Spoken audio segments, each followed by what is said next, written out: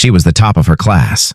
Until she saw something she wasn't supposed to. Layla James wasn't like most 14-year-olds in her school. She didn't try to fit in, didn't scroll through TikTok all day, didn't care for the popularity games that ruled the hallways. She liked poems, especially Maya Angelou's words. And she had a mind sharper than most adults. Straight A's, glowing recommendations, and a soft smile that even the coldest teachers couldn't ignore. To them, she was the pride of the school. But beneath that quiet brilliance was a storm waiting to break. It was a regular Monday morning in September. The air was still heavy from the summer heat. Lockers clanged open with sleepy frustration, and Layla walked in early, like always. Her favorite part of the day was the silence before the chaos. She went straight to the library, sat at her usual corner desk by the dusty windows, and powered up one of the school's clunky computers. She wasn't looking for anything special, just her usual school, emails and homework updates. But something blinked on the screen. One unread message.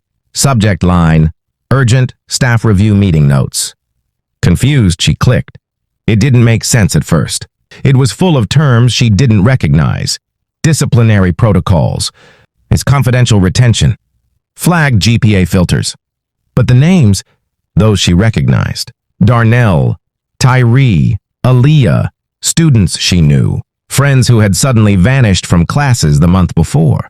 Some said they transferred, others said they got expelled. Layla had always wondered. And now, their names were here on this strange list, all next to the word Category B and red highlighted notes, like repeat disruption, non-compliant behavior, and surveillance required. Her stomach dropped. What was this? She quickly hit the print button before the screen could refresh. The printer in the back corner spat out 6 pages, fast and loud. She stuffed them into her notebook and logged off. Something was wrong. Deeply wrong. She spent the next few periods distracted, eyes flicking between the teacher's words and the folder in her lap. In science class, she quietly slipped one of the pages out and studied it under her desk. There were codes, timestamps, references to camera footage in Zone 3 hallway, and then one note that chilled her. Disparity reports must remain internal. Refrain from further documentation unless instructed by district head. Layla couldn't understand every detail, but she understood this. Students were being watched, categorized, removed, and almost all the names on those lists? Black or Latino? Why were only some students getting suspended for the same things others got away with? That question haunted her. For the next week, Layla moved carefully. She pretended nothing had changed, but she watched more closely. She saw who got sent to the principal's office and who didn't. She noticed where the security guards spent most of their time. She began asking subtle questions to classmates, trying not to sound suspicious. One afternoon, she saw a boy named Malik get pulled from class for chewing gum. Gum, he argued, and they slapped him with a 3-day suspension. But earlier that morning, a white student had cursed at a teacher and barely got a warning. The pieces were forming a picture she didn't want to believe. That night, she opened her laptop and Googled everything she could. School discrimination patterns, surveillance in schools, student rights. What she found shocked her even more. Reports of secret data tracking, schools in other states being sued for racial targeting, whispered scandals where students who spoke out just disappeared from the records. She sat back in her chair, heart pounding. She wasn't crazy. This wasn't just her imagination. But now the question was, what could she do? She couldn't talk to the principal. He was part of it. Couldn't go to the school board. They were the ones who wrote the policies. Maybe the media, but she was just a kid. Who would believe her? Still, she knew too much now, and she couldn't look away. The next day, she snuck into the computer lab during lunch and began gathering more files. She dug into the shared staff folders. Not easy, but Layla was smart. Too smart for the school's weak firewalls. She copied everything she found onto a flash drive she borrowed from her brother. She called the folder Poetry Notes, so no one would think twice. Day after day, she kept collecting. PDFs, emails, suspension logs, even maps showing where hidden cameras were installed. Mostly near bathrooms used by black students. The deeper she went, the darker it got. And then something strange happened. Her teacher, Mr. Klein, the only one who ever encouraged, Her writing pulled her aside after class. His voice was quiet. "You need to be careful, Layla." She froze. "Why?" He didn't answer directly, just said, "There's a reason this school runs so smoothly on the outside. Not everyone who leaves here walks out willingly." And with that, he walked away. That night, Layla stared at the flash drive in her hand. It was small, plastic, harmless looking. But inside it was a bomb. She told herself one more week, one more set of files, then she'd act. And so she kept going, quietly, carefully, until one day, she received another email, one that didn't just accidentally land in her inbox. This time it had her name in it. And it said simply, "We know what you're doing, stop." But she didn't stop, because she had already told her best friend, "If anything happens to me, check my locker." And just like that, the countdown had begun. She received a direct threat, but instead of stopping, she went deeper. Layla sat in her room, the glow of her desk lamp casting long shadows across her walls. Her hands trembled as she reread the email over and over. There was no sender name, no reply option, just 4 chilling words. "We know what you're doing." Most kids would have deleted everything, thrown away the flash drive, and gone silent. But Layla wasn't most kids. Her first instinct was fear. Yes, but her second, rage. They were watching her. That meant they were scared. And if they were scared, it meant she had something powerful. She slipped the flash drive into a tiny slot in the back of her alarm clock, her own hiding spot. Then she grabbed her notebook and flipped through the printed emails and logs. That's when she noticed something she hadn't seen before. In the footer of one of the staff emails, "All disciplinary cases must be reviewed against the district's equity forecast tool." Equity forecast tool? What did that even mean? She highlighted it. She would find out. The next day, she made a move that could have gotten her expelled on the spot. During English period, she faked a bathroom emergency and darted into the staff lounge while the hallway was empty. She knew the teachers used a shared login terminal there. She had less than 5 minutes. She typed quickly, "Equity Forecast Tool," in the internal search bar. It led her to a password-protected folder. She tried the basic ones. Password 123, District 125, Admin Access. Nothing worked. Just as she was about to leave, the door creaked. A janitor entered. He barely looked at her. She smiled nervously, mumbled something about a lost folder, and slipped out. Back in class, her heart still pounding, she decided to try a new route. She reached out to an older student. Someone she remembered was tech-savvy and quiet. His name was Keon. He rarely spoke in class, wore a hoodie even in summer, and was known for building apps for fun. She met him after school behind the gym and handed him a sticky note with a file name. "You didn't get this from me," she said. He squinted. "What is it?" "Proof of everything." He looked up at her for the first time. "You sure you want to play with this?" Layla's voice was steady. "I don't want to." "I have to." 3 days later, Keon gave her a flash drive of his own. "You were right," he said. "It's way worse than you'd think." She opened it at home that night. There it was, a district-level software tool designed to predict behavioral disruptions based on race, home address, and even family income. It automatically flagged Black and Latino students for extra surveillance, regardless of their grades or history. One click and it all laid bare: charts, names, schedules, surveillance logs. She sat frozen for a long time. Then she whispered, "They built an algorithm to target us." It wasn't just discrimination, it was data-driven racism. She felt a wave of nausea and anger so sharp it burned. She needed someone to talk to. She called Amira. "Come over." "Now," Layla said, voice shaking. An hour later, they sat on Layla's bed. Amira read the files slowly, carefully. "Why haven't you shown this to anyone?" she asked. "Because anyone I show it to could be part of it." Amira nodded. "So what now?" "I'm going public." But just as Layla opened her email to send the files to a local news blog, she stopped. The cursor blinked. Her mouse hovered over the send button. And then, the screen went black. Her laptop shut off. "What the?" she gasped. She tried restarting it. Nothing. Her phone buzzed. Blocked number. she answered. A man's voice, calm, slow, emotionless. You've seen enough.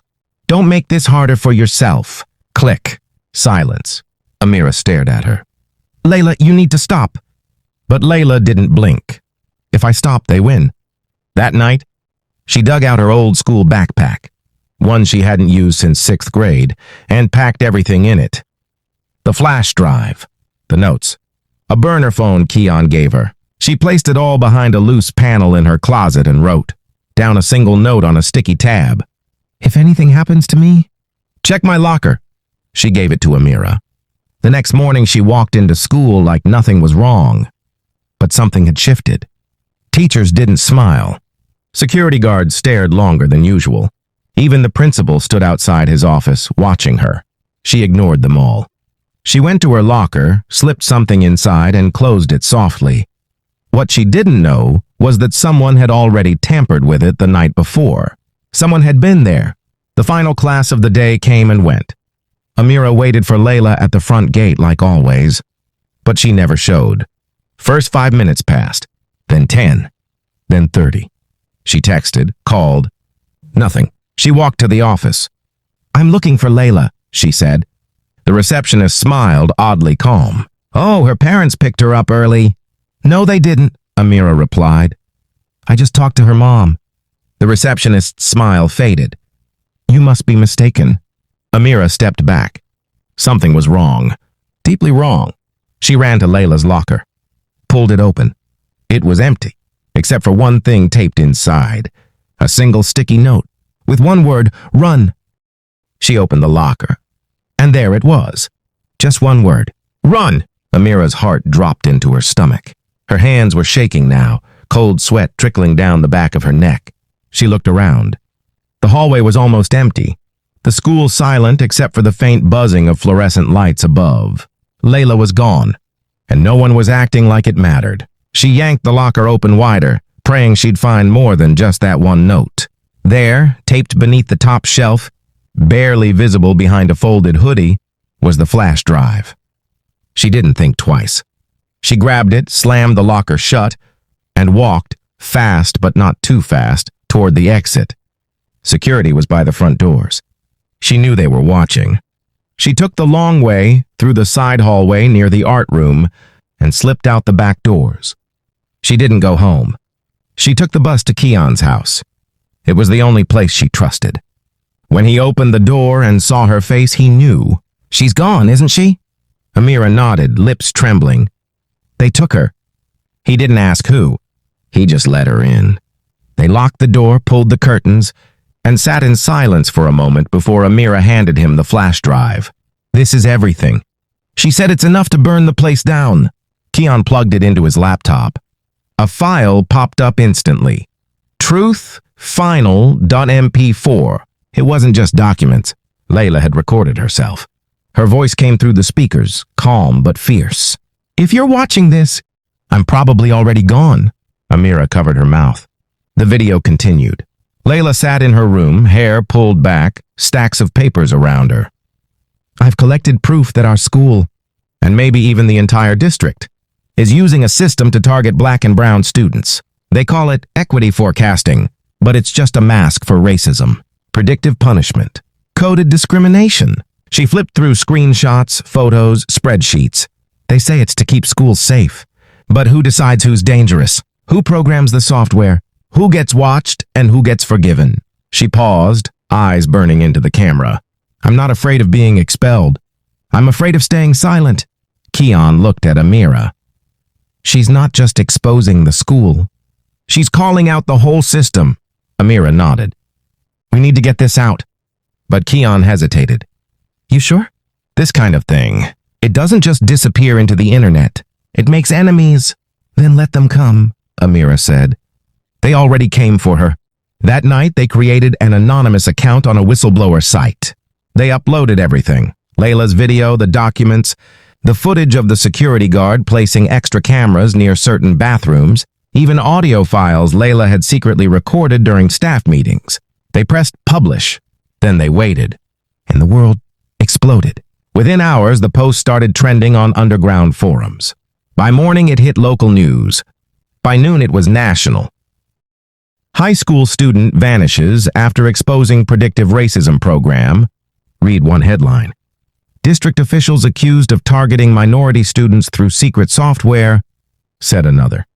Parents were outraged. Activists flooded the school board meetings. The superintendent called an emergency press conference, but Layla was still missing. That same day, Amira's phone buzzed. A new message, no name. You should have kept it quiet. She showed it to Keon. They know it was us. He stared at the screen. Doesn't matter. It's too big now. They can't bury it. But deep down, they both knew. Someone would try. Meanwhile, students all over the country began speaking out. Other schools came forward with similar stories. Other flash drives. Other files. Layla's voice had sparked something much bigger than a school scandal. It had started a movement. Protect Our Kids began trending within 48 hours. Civil rights lawyers got involved. Protests formed outside the school gates. Teachers either quit or turned whistleblowers themselves. And through it all, Amira kept checking her phone. Every morning, every night. No word, no sign, no Layla, just silence. Until day 6, an envelope arrived at her doorstep. No return address. Inside it, a single Polaroid. Layla sitting on what looked like a hospital bed. Eyes open, no bruises, no smile. Just a sticky note on her chest. She's alive for now. She stared at the photo until her eyes blurred with tears. Layla was alive, but she wasn't free. And whoever had her wanted them to know it. Amira clutched the Polaroid like it was a heartbeat, her own chest rising in shallow gasps. She didn't show it to her mom. She didn't tell the police. She went straight to Keon. He examined the background of the image. A gray wall, scratched paint, part of a metal tray beside her bed. It's a facility, he said. Private, not a hospital. How do you know? I recognized the tag on the corner of the bed frame. My cousin was in one. State-run behavioral correction. They hide them under health reform programs.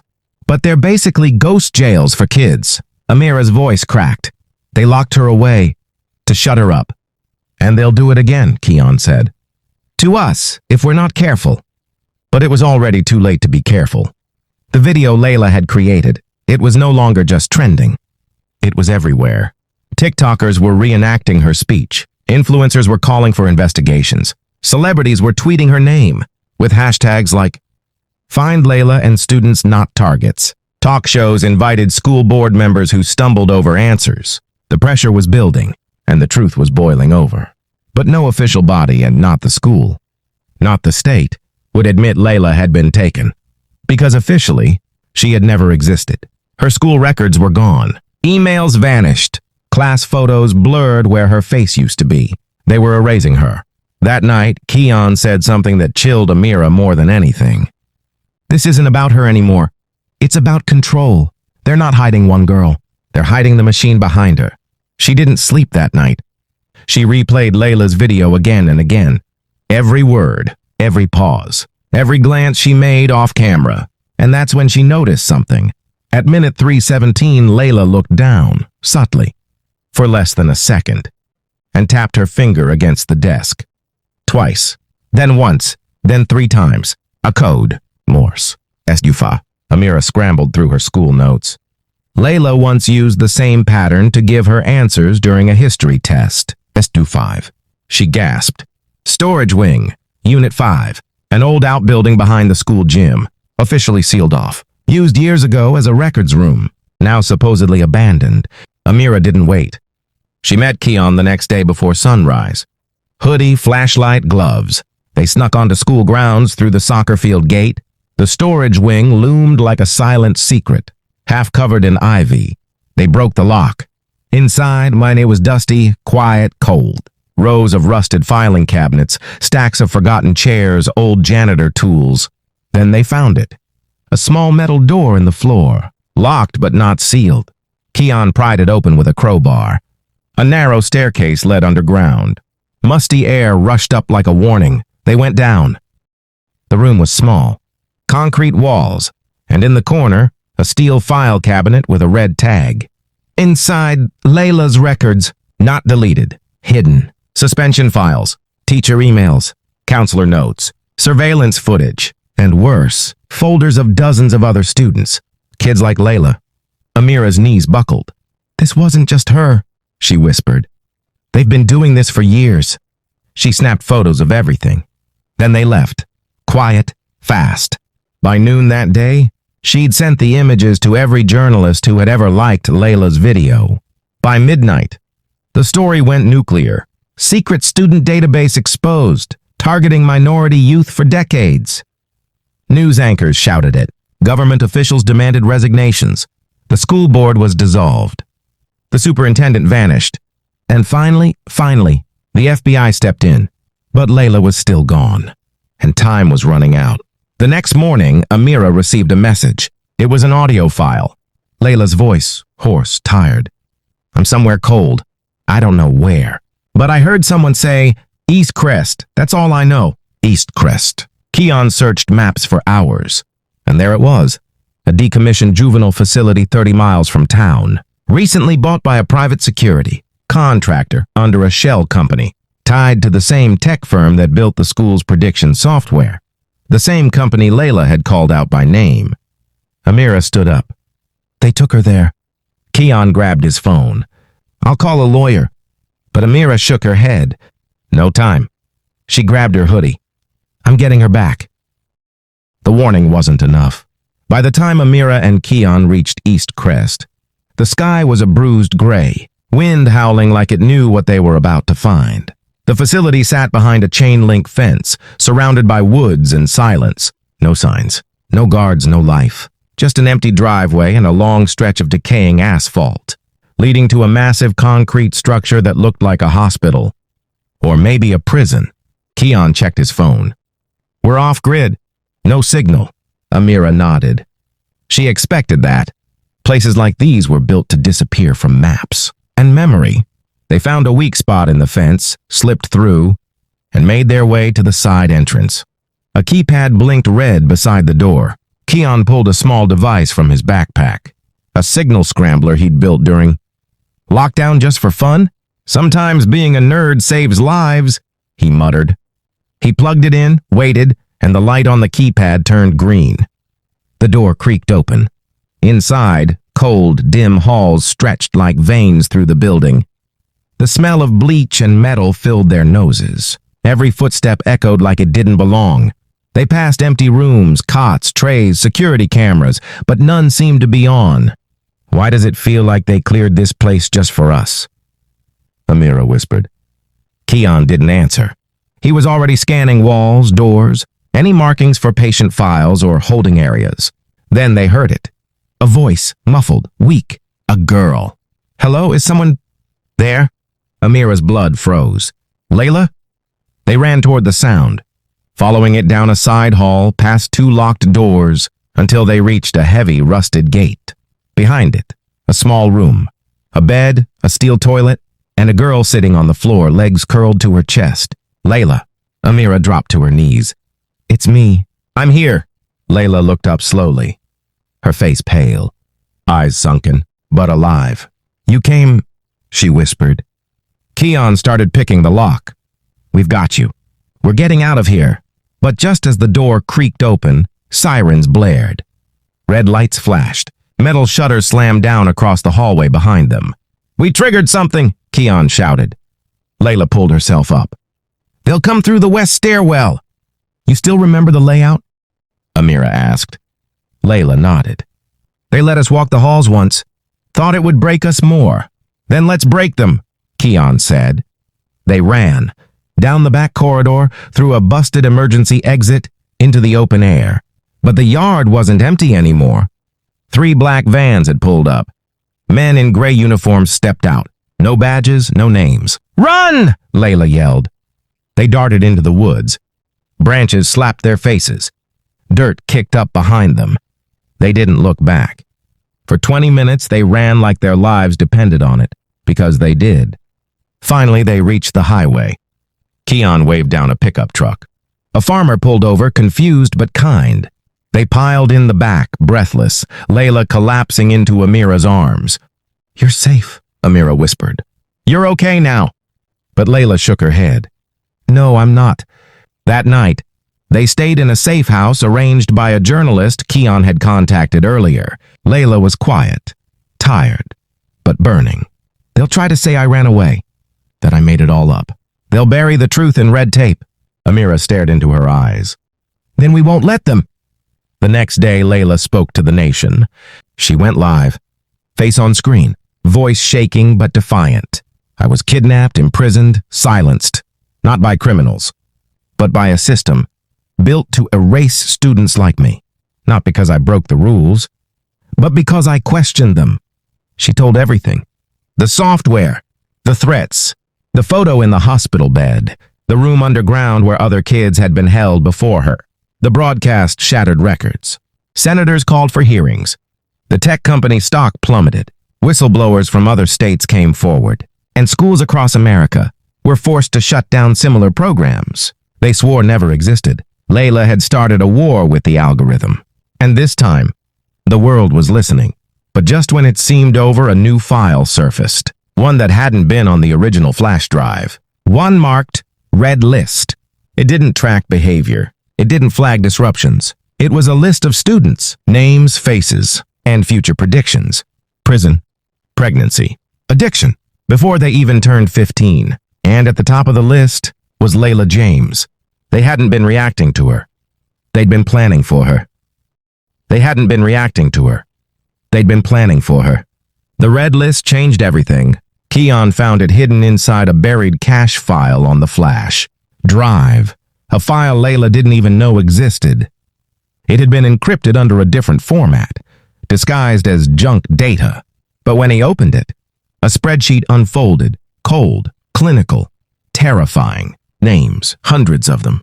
Each one tied to a photo, school ID number, ethnicity, zip code, and one final column labeled in bold red text. Predicted outcome. Layla's row was the first. Layla James, disruption risk.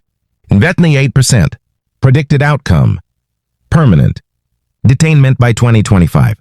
Amira gasped. This wasn't monitoring. This was programming. Keon scrolled down the list. Prison, foster dropouts, early death. Every outcome already decided. And every kid on the list? Black, Latino, Native. The algorithm hadn't just been watching. It had been judging, calculating, condemning. Layla sat silently on the edge of the couch, staring at her own fate, pre-written, redlined and digitized. She touched the screen softly, her voice a whisper. This is why they came for me. I wasn't off script. I was the script. Keon leaned back, his face pale. It's not just your school. This software was designed for national deployment. There are contracts, state-level education boards, licensing agreements. Amira's voice cracked. They were going to use this in every district? Keon nodded. They already started. Layla stood up. This isn't a school story anymore. It's genocide by prediction. That night, they contacted a civil liberties lawyer in New York. Within 24 hours, the red list was submitted to a federal judge under emergency whistleblower protection. The story hit the news like a thunderclap. Revealed secret AI tool predicting minority student futures and destroying them before they begin. News anchors cried on air. Teachers resigned en masse. Parents filed lawsuits. Protesters marched through city streets carrying signs that read, I am more than your prediction. Red list has death sentence. Layla fought for all of us. But even as the world ignited, Layla felt hollow. They saw me as a threat. Before I even knew who I was, Amira held her hand. They tried to write your ending. You tore up the whole book. But Layla wasn't done. She returned to school. Same backpack, same old hallway, different eyes.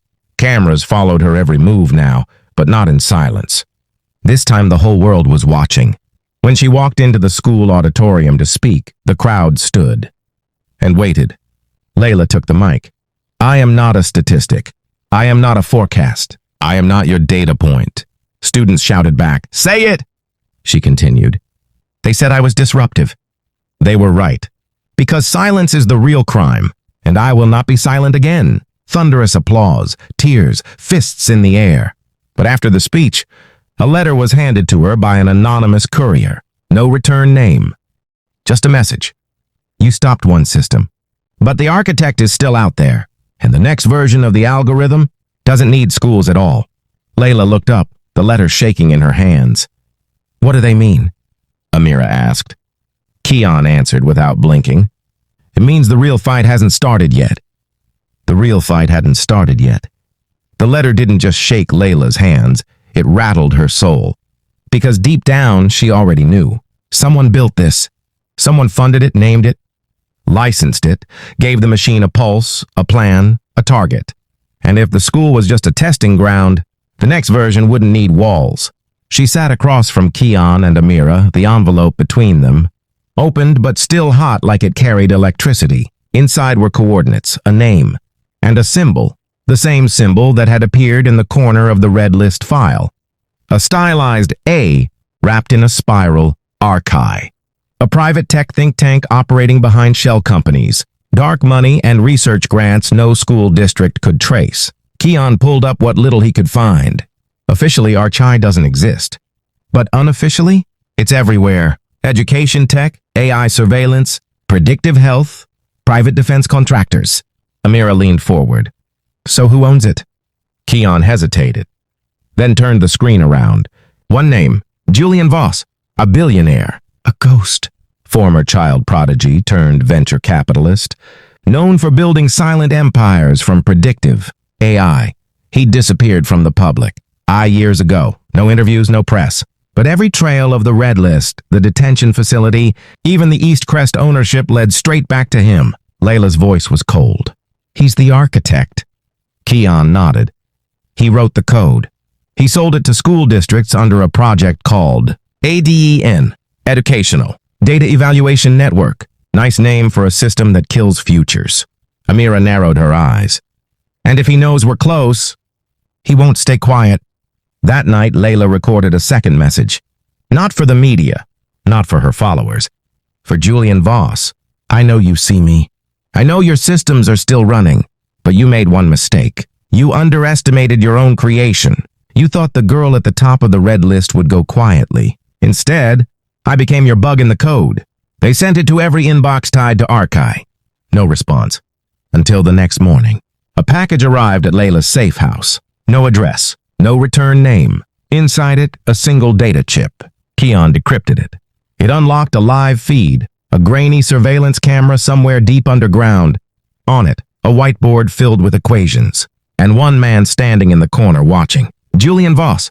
He stared into the camera. Not surprised, not angry, just amused. Then he spoke. His voice was smooth, emotionless, like a machine had taught him charm. You've proven useful. Layla, you exposed version 1. Bravo. But Eden was always meant to evolve. You were part of the training set. Your resistance? It was data.